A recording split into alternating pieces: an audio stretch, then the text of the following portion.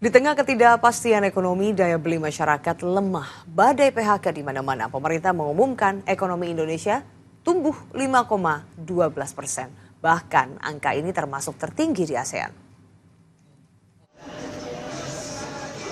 Belakangan lagi ramai nih fenomena Rojali atau rombongan jarang beli dan Rohana, rombongan hanya nanya yang disebut-sebut sebagai sinyal pelemahan daya beli. Namun ternyata ekonomi Indonesia tumbuh 5,12% pada kuartal 2 tahun 2025. Angka ini menegaskan bahwa ekonomi Indonesia tetap solid di atas 5%. Nah, kalau kita lihat ekonomi kita masih solid dan memang rencana kita di semester kedua kita menargetkan sasaran di 5,2% bisa dicapai. Namun apa yang diumumkan tadi pagi, alhamdulillah kita kembali ke jalur 5%. Jadi 5,12, mohon maaf. Sebagai catatan, pada kuartal 1 tahun 2025, pertumbuhan ekonomi Indonesia tercatat 4,87%. Erlangga juga mengatakan pertumbuhan ekonomi Indonesia hanya berada di bawah Cina yang ekonominya tumbuh 5,2% pada periode yang sama.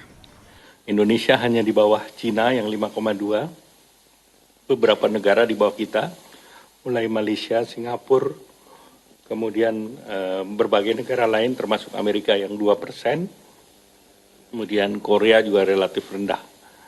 Sehingga di antara negara G20 dan ASEAN, kita salah satu yang tertinggi. Namun pengamat menilai data yang dirilis Badan Pusat Statistik itu tidak mencerminkan kondisi real ekonomi Indonesia saat ini. Daya beli masyarakat ini kan sebenarnya masih rendah. Konsumsi rumah tangga masih di bawah angka 5%. Dan pasca lebaran memang tidak ada pendorong konsumsi rumah tangga yang lebih tinggi lagi.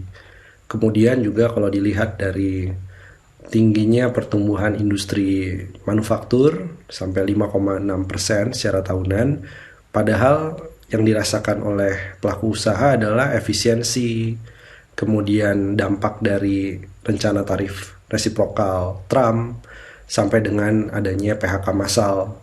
Tapi di sisi yang lain, data PMI manufaktur ini menunjukkan pembelian bahan baku itu trennya turun. Oke, angka pertumbuhan ekonomi boleh bertumbuh, tapi apa yang sebenarnya perlu disiapkan oleh pemerintah?